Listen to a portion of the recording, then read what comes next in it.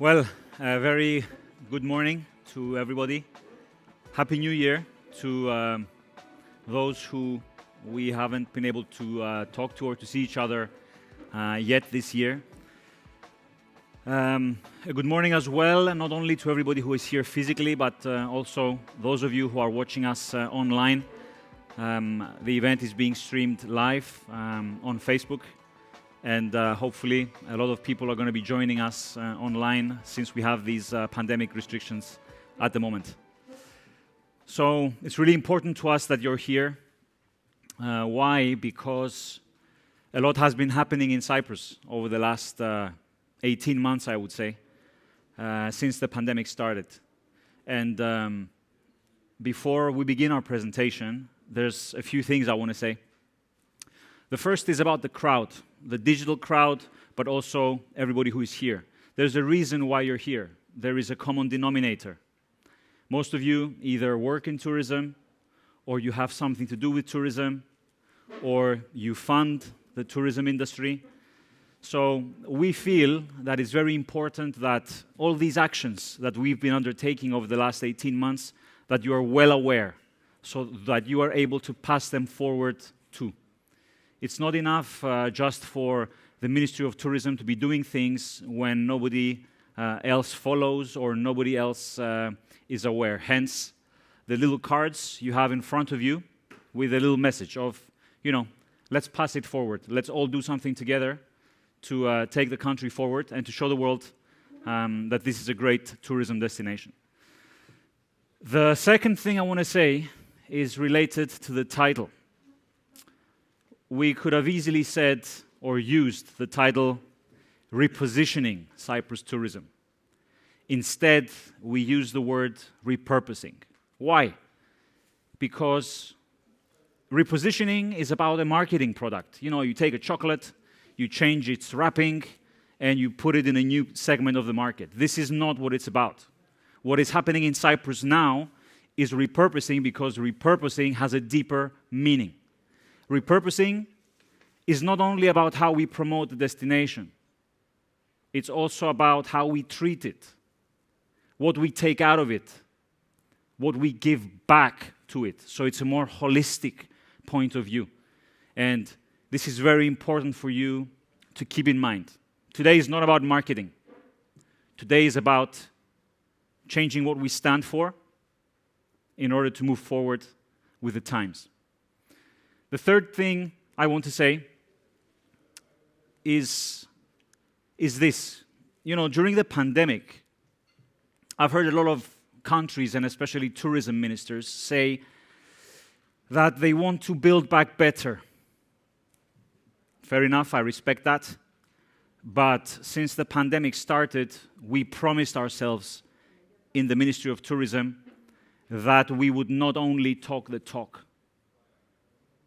We promised ourselves that we would also walk the walk. And this is really, really important to me. That we see what's changing around us and we change who we are, how we act, in order to bring this country a better tourism, a better future. So make no mistake, this is the message that we convey abroad. That this country will not be the same country coming out of the pandemic as the one that went into it. Please keep this in mind. It will also be my concluding statement. Now, let's get into today's presentation. It will be divided into 3 parts, as you can see on the screen. The first part, it's a little bit theoretical. I apologize for that, but it's very important to understand how the pandemic has changed tourism. If we don't understand how the pandemic changed tourism, we will not be able to understand why Cyprus has taken the actions it did in part 2 in order to change our tourism industry. So, part 2, therefore, is about everything we've done, and part 3 is about our new tourism identity, because obviously, when you change all of these things that we have changed, you also need to change the packaging. Now, the presentation is going to take around 45 minutes. Bear with me. I think it's going to be interesting, despite the fact that it's quite long. I don't normally spend so much time on a presentation, but I think for this purpose, it's very necessary because there's a lot to say and a lot to understand. At this point, I'd like to remind you all that in January 2020, we launched the new National Tourism Strategy of Cyprus. And contrary to what everybody believed, that strategy has not been placed in a shelf because of the pandemic. On the contrary, we have been moving even faster to make it become a reality because of the pandemic. Our aim is to become one of the top 30 most competitive tourism destinations by the end of the decade. And we want to achieve that by making Cyprus a year-round destination, a digitally smart destination, a higher quality destination, a climate-friendly destination, and a place where all residents can benefit from tourism. Now, let's go straight into part one, and let's see a little bit what has changed in travel over the last 18 months. Basically, to keep things simple, we have pinpointed 4 key trends. You see them on the screen. The first is traveling with a deeper purpose. The second is the increase in nature-based travel. The third, that we now see a lot of niche tours, activities, and events compared to before. And the fourth trend, fast-changing booking practices. I will be giving you some examples of each in the next slides, starting with traveling with a deeper purpose. What does this mean? It means that because of the pandemic, travel is being redistributed. And starting from the top, what does this mean? Some people now, they search inclusion and diversity when they travel. They want a destination where they will feel comfortable with regards to their religion, their background, their race, etc. It's important to be traveling to a destination that is showing acceptance to all of these things. A second example is that a lot of travelers are looking for immersive and connective travel. This means it's not enough now to just go and spend time in a hotel by the beach and that's it. No. People really want to be a part of their local communities, meet the locals, taste the products, go to a village and see how people used to live in the past, immersing themselves in this community. The third, people are looking for authentic and personalized experiences. You don't want to have the same experience as me. We each want to have an experience that is customized to us. And this is very, very important. The fourth, that many people now take less trips, but they stay there for longer, extended stays. And this gives us as a destination the opportunity to give people the chance to see much more of the island than they did before. It's not quick in, quick out. So, as tourism stakeholders, we all need to be thinking about this. The fifth example is the digital nomads, which actually I don't like very much, this phrase, digital nomads. I prefer to call it being able to work from anywhere. And as a country, this is very important to us because if people are going to be coming here for 6 months, 9 months, 12 months, it means that we as a destination need to be able to offer them much more than what they were used to having or seeing in the past. And the final example, you know this very, very well. People now are traveling with a conscience about the climate and sustainability. The second trend, and I will start from the top, it has to do with nature. Nature is now becoming a primary reason to travel. We see this from the fact that the first destinations to recover somewhat are destinations that have a lot of nature, not city centers. This is something that's going to continue in the next couple of years as well, I believe. Outdoor travel is becoming more popular. as you can see in the triangle in blue, deep blue. Customers are also looking for more nature-sensitive products. What does this mean? They're asking, where is this avocado from? Did you fly it in halfway across the world from Mexico? Or is it from the area of Tiliria in Cyprus? What's the soil like? What's the name of the supplier? Who is it? And finally, in light blue, generally this means that there is a more holistic approach to living and wellness, and this will then have an impact on the way we travel. We will be moving, I believe, towards a more slower type of tourism. As I said, not quick in, quick out, like it used to be in the last decade. In terms of the trend related to tours, activities, and events, now it's becoming more niche. And here are some examples. Starting from the top, we now see more and more micro tours with personal guides so that people can avoid crowds. Artificial intelligence is also making an appearance in self-guided tours.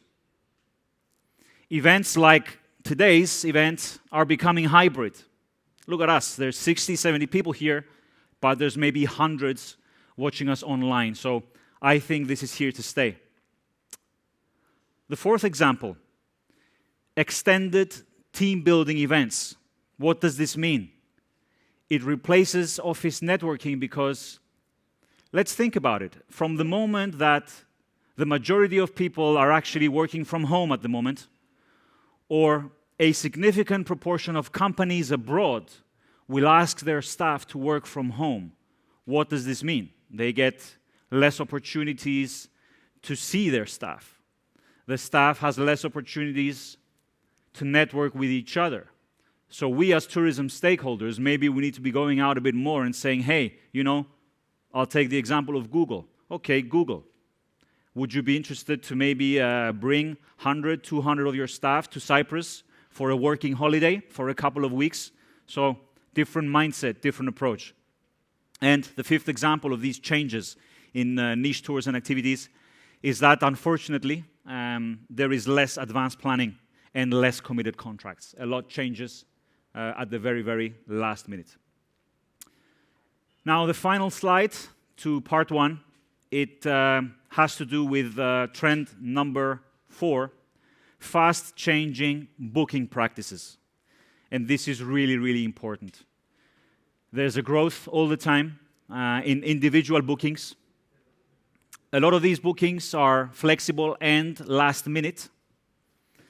A lot of them are also accommodation only and bed and breakfast. That's what AO and BB means to those who are not from the industry. In the cases where bookings are not individual and they are being conducted through travel agents or tour operators as in the past, a big change which we see in the green square is that the packaging is now dynamic. So this might mean that we have less charter flights compared to the past and more bookings that are dynamic in the sense that travel agents and tour operators are now booking what is available, not only with regards to hotels, but also with regards to flights. Bottom left, we see that the 65-plus segment has become very, very digitally connected.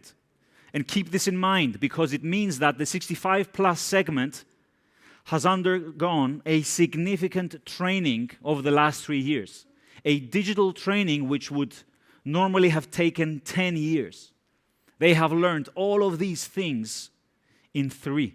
So this gives us the opportunity as a destination to penetrate that market digitally as well. Before the pandemic, there were question marks. Not anymore. And finally, there's more VFR traffic than before. VFR means visiting friends and relatives. Why? It's normal. We've all been in lockdowns. We haven't seen our family and our friends as much. And it is the first segment that is recovering. And that's very good for Cyprus. Let's take advantage of this to kickstart our recovery even more. So that's it in terms of part one.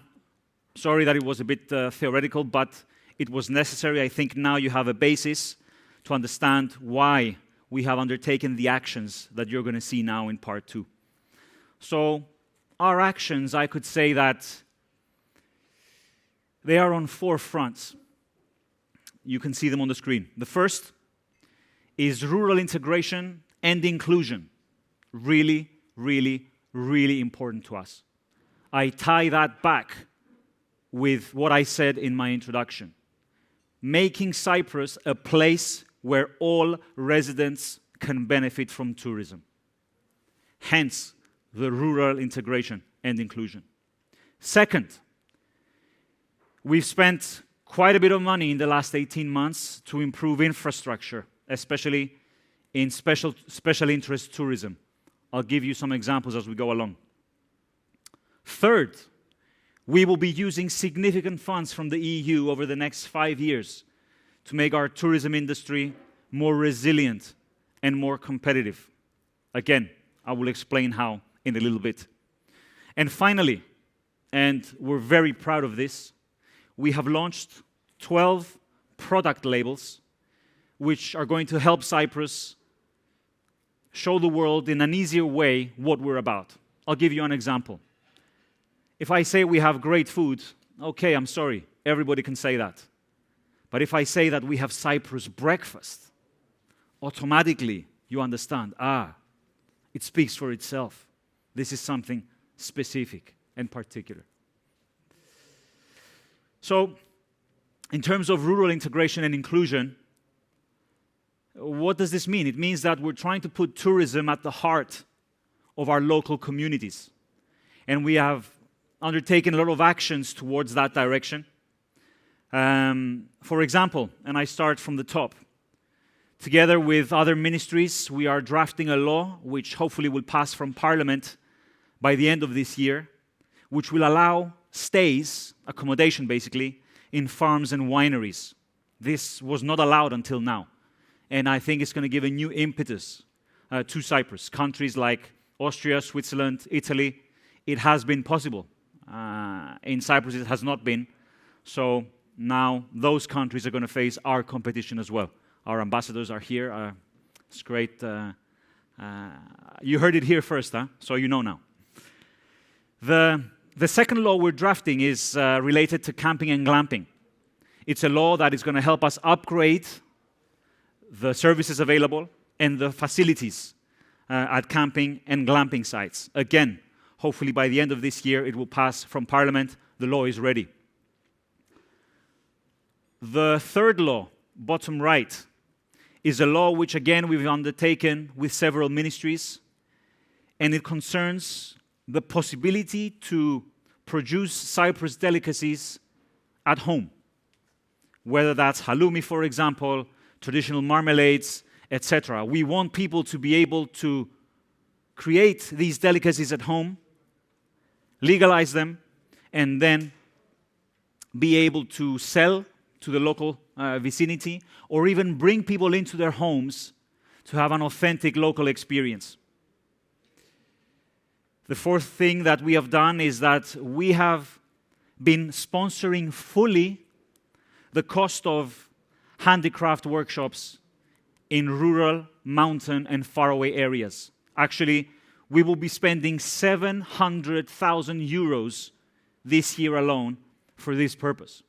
That's a lot of money for a country like Cyprus. And what does it mean? It means that we are paying for the cost of labor, the cost of materials, the cost of transport of materials to certain villages, so that visitors, whether from Cyprus or abroad, can go there for free.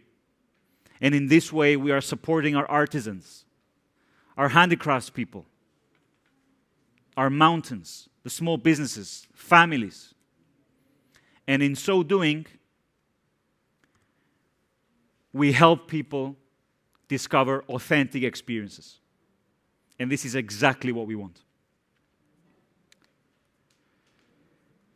With regards to infrastructure improvements, and after this you can relax because we have a very nice video coming up. As I said, we've spent a lot of money in the last 18 months improving our infrastructure in special interest tourism products. Some of you are maybe a bit far away, so I'll be reading these anyway. I start from left, going right, and then following like this. First of all, top left, we have been improving a lot our infrastructure in cruise ports and marinas. We have a world-class marina in Limassol, in Ayia Napa, soon in Larnaca, soon in Paphos. And let's not forget that through all our actions and improvements at the port of Limassol as well, we have been able to bring to Cyprus the biggest cruise line in the world, Royal Caribbean International. And I'm delighted to say, without wanting to spoil their surprise, that their support to Cyprus is going to continue this year and next year as well. They will make their own announcements, but make no mistake, they're here to stay. In terms of the casino, our integrated casino resort, the biggest in Europe, is going to open this summer. Huge for Cyprus, because it's not only about the entertainment aspect. It's going to be a place where we're going to have Michelin-starred restaurants. It's going to be something which will allow a lot of animation, entertainment in terms of shows, a lot of MICE events, and year-round tourism, which I believe that we did not have so far. In red, I spoke about this a little bit. We spent a lot of money upgrading our villages and small towns. No wonder then that, for example, the village of Panolefkara has just been voted as one of the best tourism villages in the world. The village of Agros is going to be awarded this year as well if we improve on some things that the WTO, the World Tourism Organization, has pointed out. So this is important. Around 80 villages in the world have been selected with this award. Panolefkara is one of them. In light blue, golf courses, it says. What does this mean? We've been improving these as well, making them more sustainable. No wonder then that for 3 years, starting this November, we have a global golf event in Cyprus, the DP World Tour, and this is going to be huge. 500 million people around the whole world are going to be able to view this event, so that's very important. Top right, in gray, we have upgraded forest shelters in the forest, as the name says, and also in Stavros tis Psokas. And in March, we are piloting their use for bikers, hikers, and bike packers. And this is very important. It's a product that we didn't have before. You will be able to start your trek 50 kilometers and then spend the night in the forest. And I think this is very unique in terms of a winter experience. In purple, we talk a bit about the beach. We are upgrading our beach facilities. I don't know if you've been to these beaches, especially in Ayia Napa. We have been removing the plastic chairs, the plastic sunbeds, the plastic umbrellas, replacing them with more natural ingredients, making them plastic-free. This is very important to us, and it will continue in 2022. Last year, we spent around 300,000 euros on that, the same amount this year. In deep blue, we talk about our biking facilities, and if you haven't heard, we are bringing a Tour de France to Cyprus, a massive event for us. It's going to be here for 3 years, starting this November, led up by Tour de France.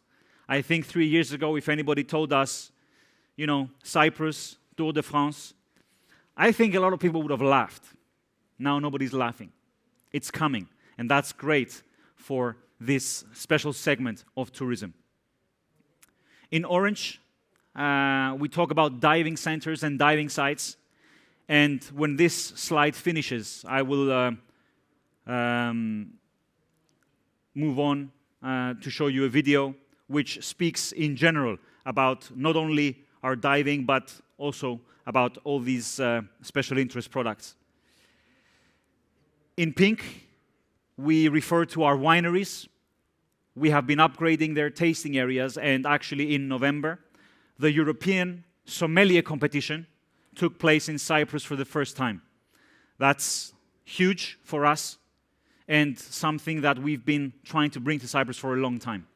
We deserve to be recognized for our wine. So that was maybe the first step. And finally, we've been making our cultural sites much more accessible compared to what they were in the past. Now, I think we're ready to watch a video which summarizes, I believe, everything that we have said here. And it's one of the videos that we're showing abroad to promote our special interest tourism products. What is that feeling after a truly amazing adventure comes to an end? Is there really something that stays with you? You can't always describe it with words, but I found out that after a life-changing experience, there is indeed something that sticks with you on a deep emotional level and follows you forever.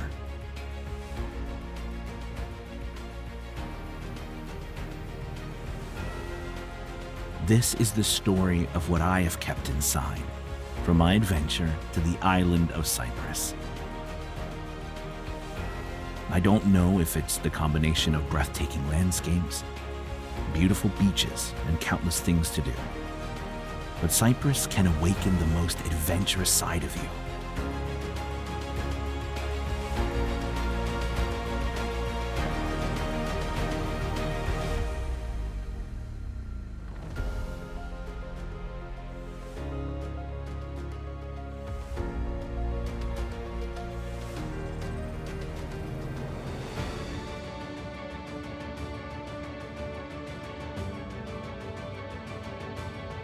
Everywhere you turn, there is something to discover, a new exciting experience to try, a memorable moment to live.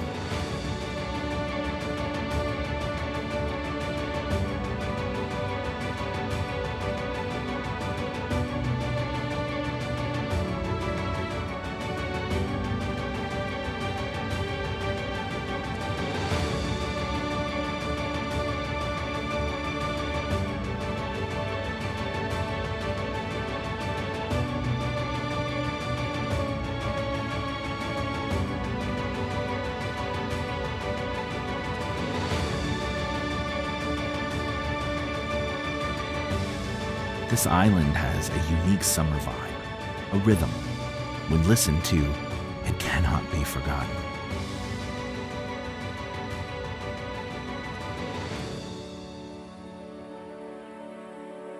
And that makes you feel more alive, more blessed, more fulfilled. This is what I have found in Cyprus, and I will always keep it close to my heart.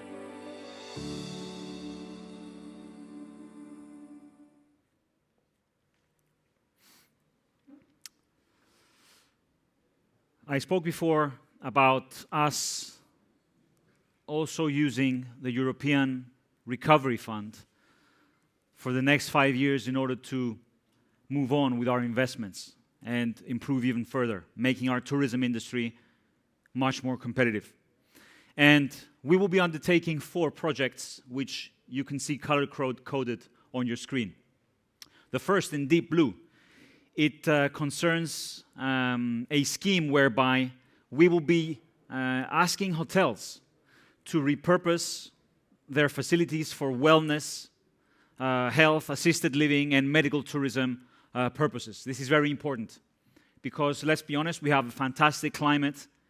Health, wellness, and medical tourism hasn't been one of our strong points in the past. We need to make a step forward. So this is one way to do that. In light blue is the second scheme, and it has 2 parts. One is upgrading rural hotels and mountain resorts, and its second part is upgrading agrotourism facilities. So a dedicated scheme for our mountains, our rural areas, our faraway areas. Something very important if we want to convert Cyprus into a year-round destination.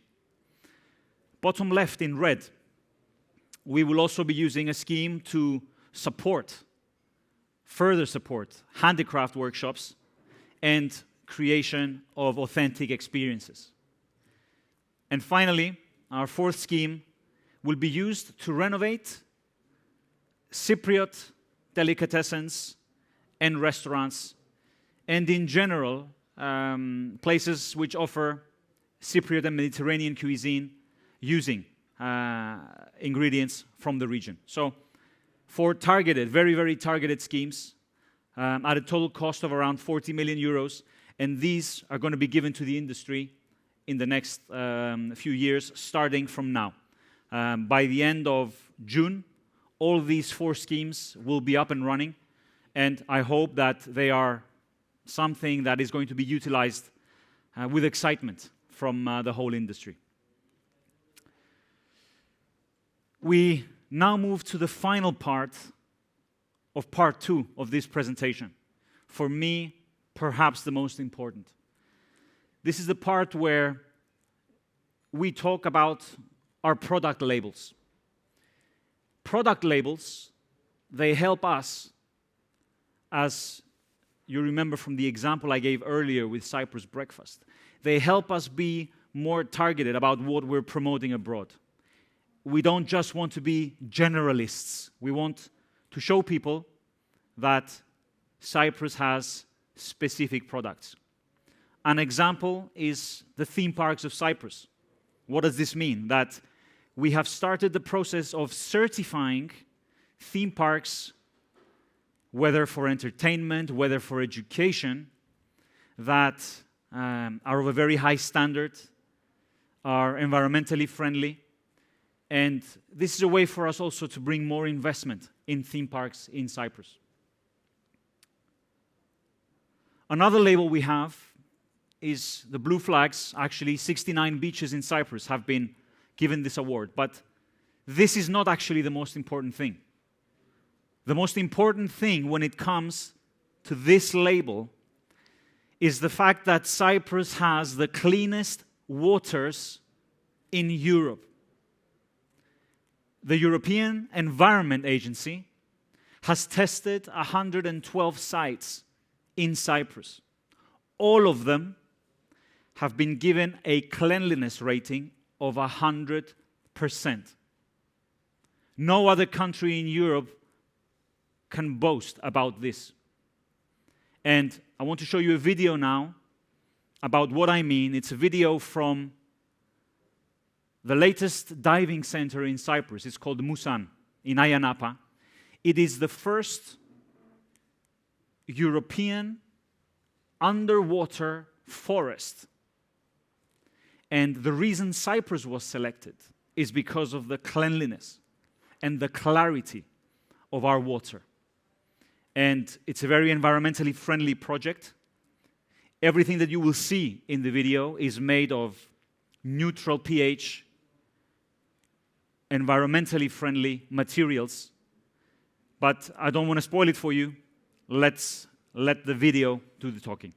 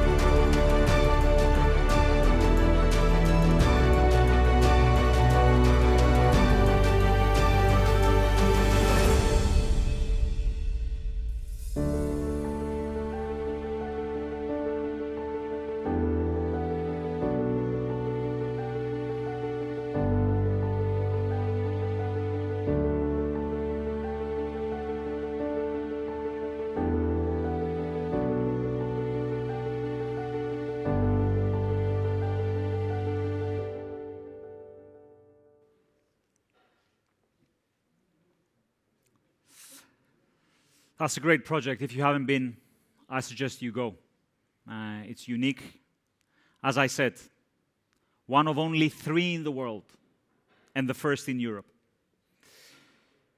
Let's move on now to the enogastronomy, wine and gastronomy related labels.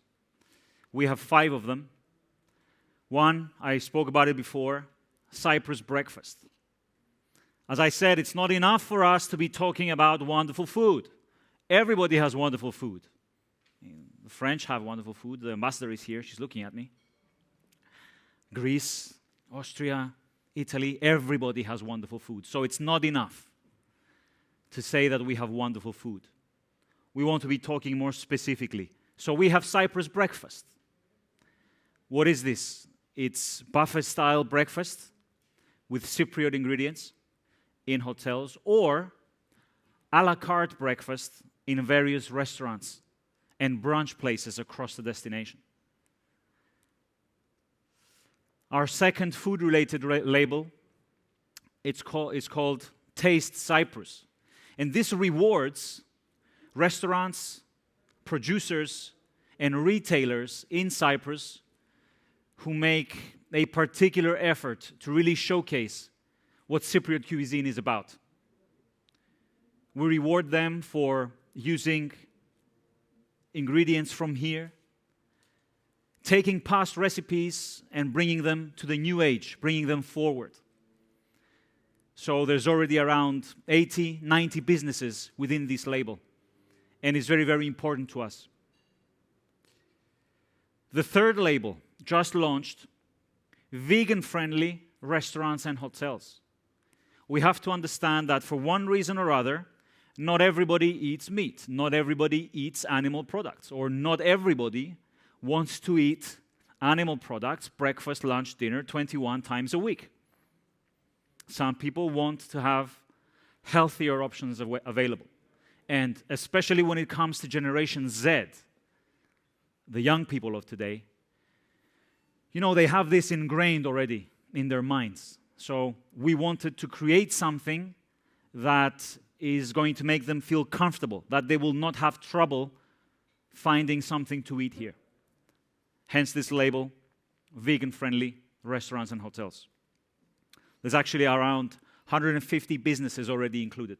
So that's quite a big number. I personally feel that Cyprus can become one of the best vegan-friendly destinations, at least in Europe, if not the world. With regards to our wine routes, it's self-explanatory what this is. There's 7 of them, but the most important thing is not that we have 7 wine routes. The most important thing is that these wine routes are used to teach the world that actually Cyprus has been a producer of wine for 5,500 years. We were one of the first wine producers in the world. Not many people know that. Some countries are not even 500 years old. We have been producing wine for 5,500 years. This needs to be promoted. We need to be talking about this. We need to be telling the world that our wines, based on what scholars are saying now, are actually ancestors of great wines, like the Tokai in Hungary, like the Gewürztraminer in Alsace. So there is a history there which we need to respect. And we're trying to do that through these wine routes.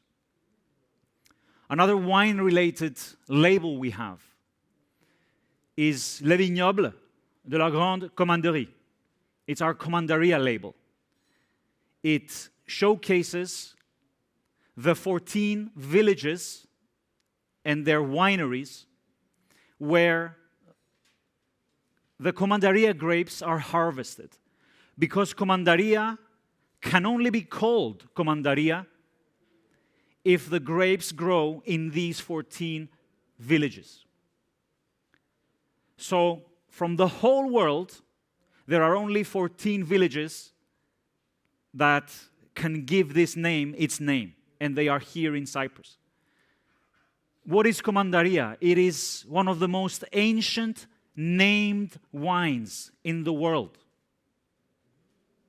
Not just something that, okay, we had it. Named wine, one of the most ancient ones. It won the first international wine competition in the year 1224, a competition called La Bataille des Vins, the Battle of Wines, which was put on by the French King Philip. And in fact, Commandaria is the grandmother of wines like the Spanish sherry, port wine, Madeira. So it's a hugely, hugely important wine, a hugely important asset. So we're trying, through this label, to give it the credit that it deserves. Next are our nature-related labels. We start from the Troodos Geopark. Not many people know that 90 million years ago, Cyprus was underwater. I'm going to repeat the number because it's not a mistake. 90 million years ago, Cyprus was underwater. And as you can see from the logo, there was an underwater earthquake. Lava came out. The island surfaced through the water. And this lava now covers 15% of our island. And it's 90 million years old. So this is something that we need to be telling the world because UNESCO has recognized it as a unique geosite in the world. In my opinion, everybody in the world should want to visit Cyprus just in order to step on that lava. Let's see a video so that you understand what I mean.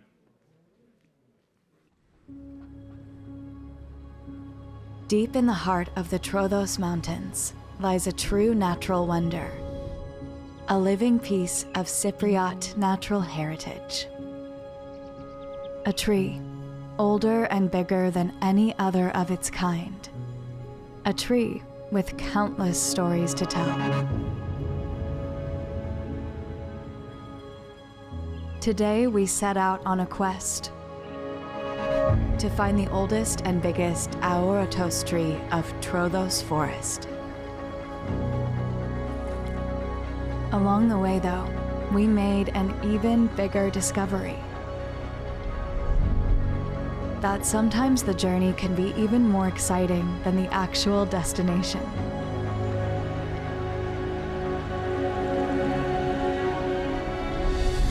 It's like a famous Greek poet once said about quests. Hope your road is a long one, full of adventure, full of discovery. Arriving there is what you're destined for. But do not hurry the journey at all.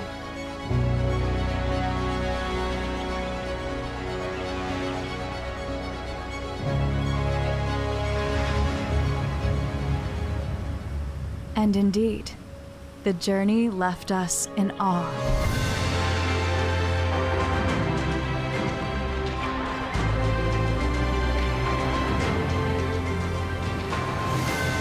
Every step of the way, a whole new world.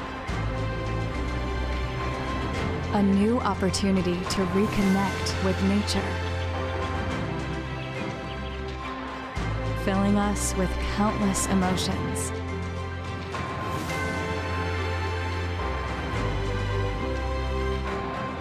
And then, there it was.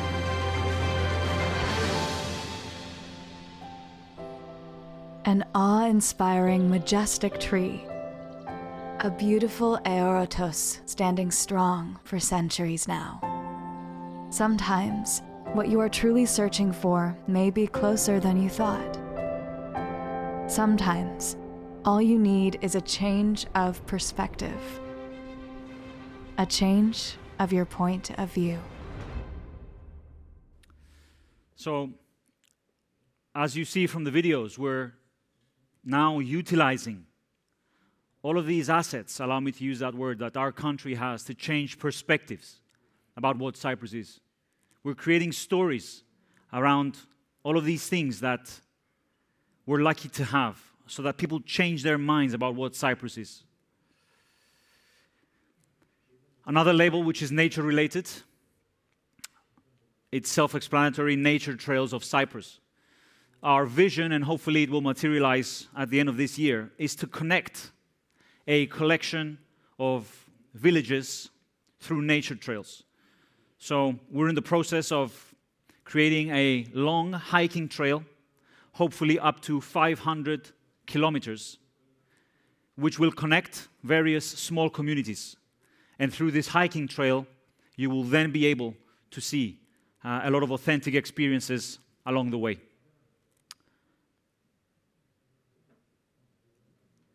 Another label which is very close to my heart personally, it concerns our villages. Our villages is one of the themes that we're actively pushing abroad.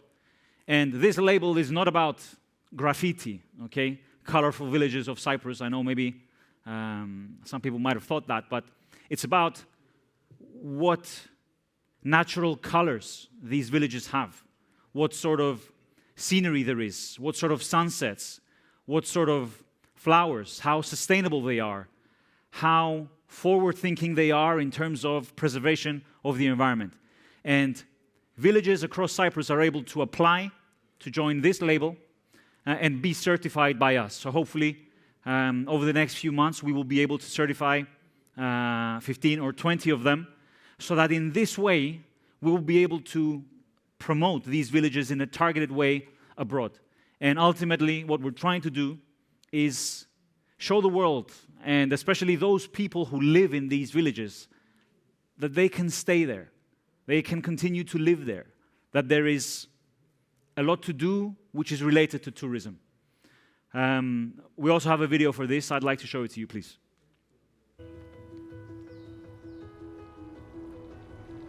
Today is the day. Our adventure begins. The villages are beautiful and calm. As my Gramps says, cherishing every moment is the key to a memorable journey. Every little corner contains gems only I can see. And I will put everything down in my journal, saving every memory. This island is magical. I heard my dad say once that food is culture. Don't know what it means, but this culture tastes and smells so good. A new world. Discovering, learning, doing new things.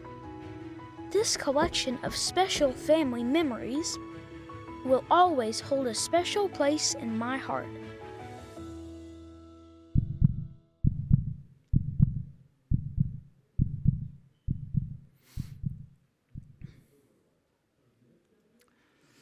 Another label that is village-related, I think you've heard about this.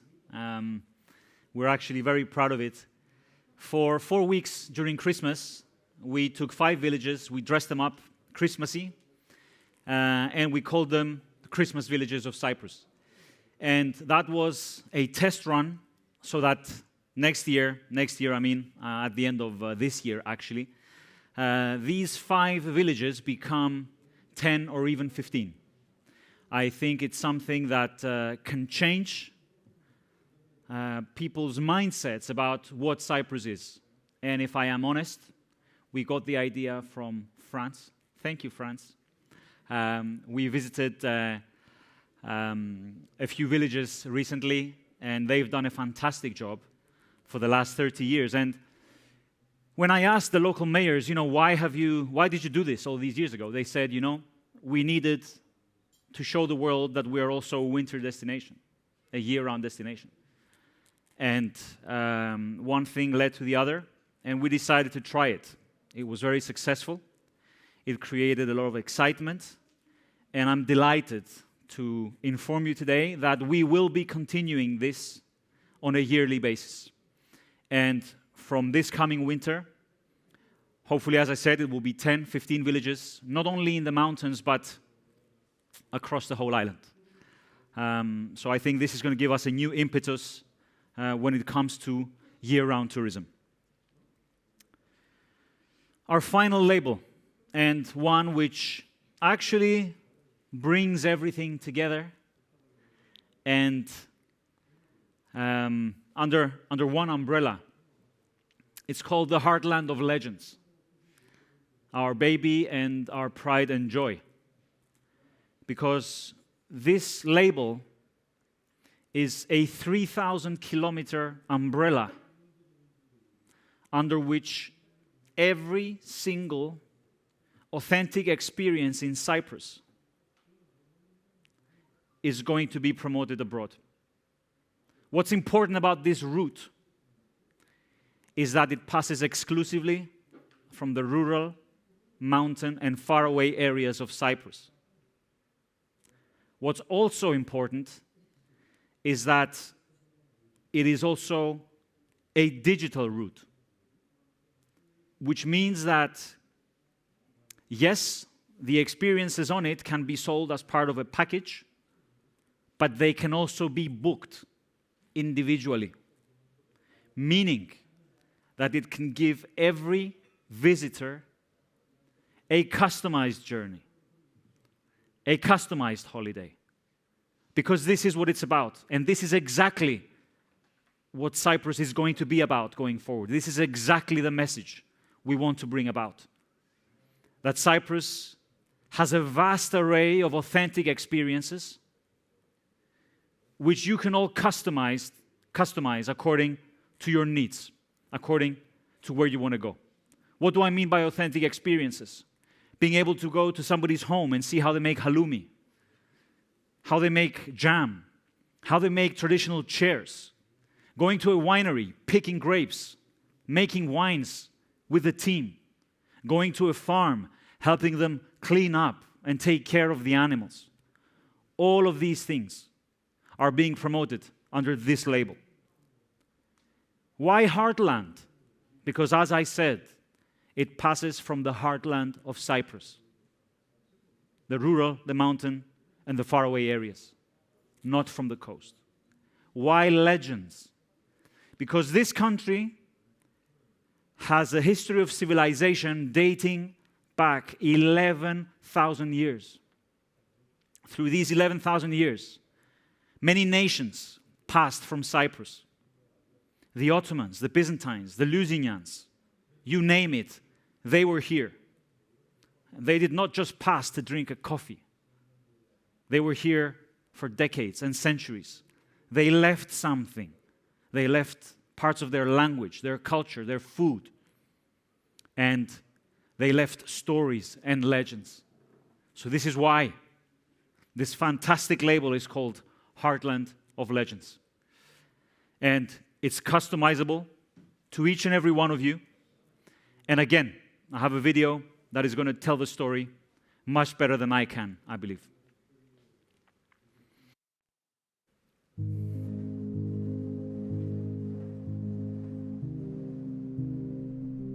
You can tread our island's coasts and bathe in its mesmerizing beauty. But if you want to find its real soul, you must look into its heartland. Follow the enchanting whispers of our myths and walk in the footsteps of our legends. Learn of the virtues and vices of the Templar Knights, the lovesick queen that still wades the ruins, the formidable guardian yearning for her love, the infamous bandits and brave soldiers roaming its land, the goblins stomping on the rooftops, demanding delicacies or else. Here, where every rock and every river, every village and every bridge has a tale, where the people embrace life and open up their hearts and homes to every passerby, Learn and create traditional craft. Experience. Taste. Unwind. Explore hidden places. And breathe. Venture into the island's heartland. Follow the paths of enchanting legends and weave your own tale. Come, discover the true Cyprus, the heartland of legends.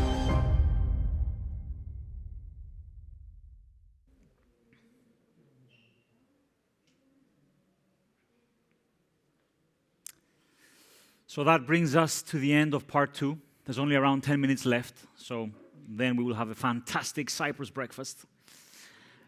Now, part 3 is about our new identity. And I think you will all agree that it is impossible to change so much in your tourism or in your destination the last 18, 20 months, but keep the same logo. You cannot do that. So we felt that in doing all of these things that you saw, we also needed to change the clothes we wear. And that is obviously our logo. Many of you will not remember the old logo. It was a logo which featured Aphrodite, the sun, and the sea. No wonder that everybody was thinking that Cyprus is only a sun and sea destination. If your logo says sun and sea, then that's what you are, right? Yes, we are a sun and sea destination, but we are not only a sun and sea destination, as you saw today. So we felt that our logo needed to show that. We felt that our logo needed to allow everybody to think of Cyprus what every person wants to think about Cyprus. So this era of us defining ourselves based on the sun and the sea only has finished. We have now entered an era where Cyprus is being promoted for everything it has, and not only the sun and the sea. We went back to a slogan which was much appreciated, much loved. Love Cyprus. Why? 3 reasons. 1, you don't need to translate it. Easy to understand in many languages. 2nd, and most important, it is a message to all of us living in Cyprus that it is our responsibility to love Cyprus, to take care of it, to give back to it. Because how can we promote our country abroad and tell people how fantastic it is when we ourselves do not take care of it properly? So it is a message to everybody who lives here that yes, we need to love Cyprus. And 3rd, it is obviously a message to everybody from abroad that there is so much to love about Cyprus. This identity is about building your own story about Cyprus. You've seen that story through these videos, through our labels, through the personalized and authentic experiences that we are bringing out now. So, the logo you will see, or the new identity that you will see, is very, very flexible. It gives all of you, our partners, to use the logo, use the identity any way you like for any special form of tourism, for any instance. Let's watch the video with which we launched our new logo a few months ago, and then I will show you a couple of slides about its use, and then we go to our conclusion.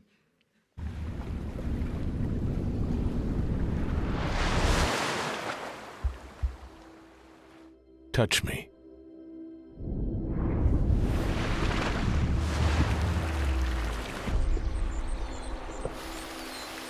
with the sound of leaves over rivers dancing on black rocks.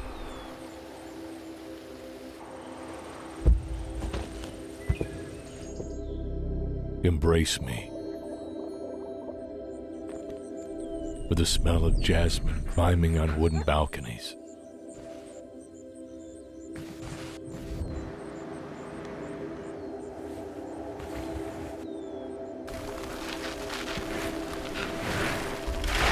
Surround me with your voice echoing over ancient theaters, reaching the sea and returning as a wave at the harbor. Uncover your secrets. Unearth your truth. Unfold your soul. Lift me in your arms and let me fall.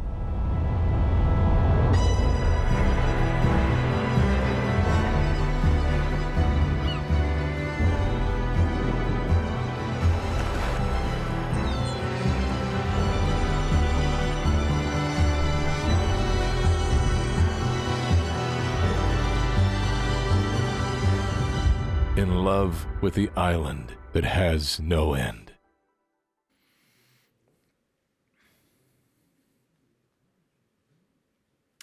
So as you can see, this is the main version of the logo. And this is the outline version of the logo, which is my personal favorite, I have to be honest. And the reason I love this so much is because it gives you flexibility to do whatever you want. You can take a picture and you can use the outline logo, and you can actually see what's behind the picture. Normally with logos, and especially destination logos, it's filled up with something, so you don't see what's behind the picture. We wanted to have this option, a very important option. This is the black and white version, one you can see on your cards actually, which are in black and white. This is the special interest version, and this is what I meant about flexibility. As you can see on the screen, we can use it for any special interest form of tourism we want. Love Cyprus diving, Love Cyprus cycling, Love Cyprus cruising, Love Cyprus nature, Love Cyprus wine routes, sports, gastronomy, anything we want. We can take that word or that special form of tourism and add it to the logo. This means that with one logo, we have 80 different ones. And this is very, very important in the age of flexibility. Some examples of how we use it. You see the same picture here, but with two different uses of the logo. And here you see the difference between the two. As I said, one is the full logo, which, as you can see, sometimes it takes a more central part of the picture. In the second instance, it's much more subtle, and you focus more on what's in the picture behind. This is another version of the logo, which I love. You see in that picture the mountains, and then these mountains depicted in the logo as we see it. So we also have this functionality to embed a picture in this way in the logo. Further examples of special interest: Love Cyprus cycling, Love Cyprus gastronomy.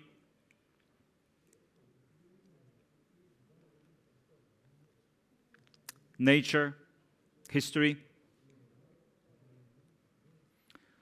With regards to social media, this is our avatar, if I can call it that. And one of the most important things about our new identity and our new logo is that it's very social media friendly, very digitally friendly. We can mix and match wherever we want. It helps a lot with Instagram and with all of the social media that we're using. So, that brings us finally towards the end after a long presentation. I hope you found it interesting, and I hope you understand why we needed to spend so much time on this.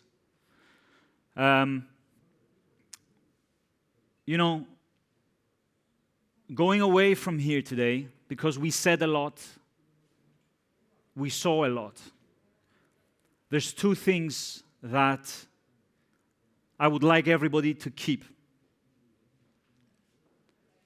The first is that this country is not only a sun and sea destination. I think we've proved that today. I think we've proved that with our work over the last 18 months. And I think you are all starting to realize now that our strategy of creating a year-round destination by the end of this decade is finally starting to materialize. The second thing I would like you to remember is that despite this pandemic, we did not sit down and cry about it. We did not sit down and just handle the crisis. No, at the same time, we did all of this work so that coming out of this pandemic, the Cyprus we will see is going to be different compared to the Cyprus that went into the pandemic. And it's really important to me that you remember that, because credit must go where credit is due, to my team at the Ministry of Tourism. We have worked incessantly for 18 months to be able to show you what we've shown you today. What we now need is your help to push this message out. The work has been done. Part A of the strategy has been done. Now we need to part B. Now we move to part B. And part B is about all of us. Thank you very much for being here. Thank you to everybody who was with us online. And I hope that your 1 hour with us today was worth it. Sadly, for those who are on Facebook, you will not be tasting Cyprus breakfast. Everybody else will. But hopefully it's something that you will be looking for in one of our hotels or one of our restaurants going forward. Thank you.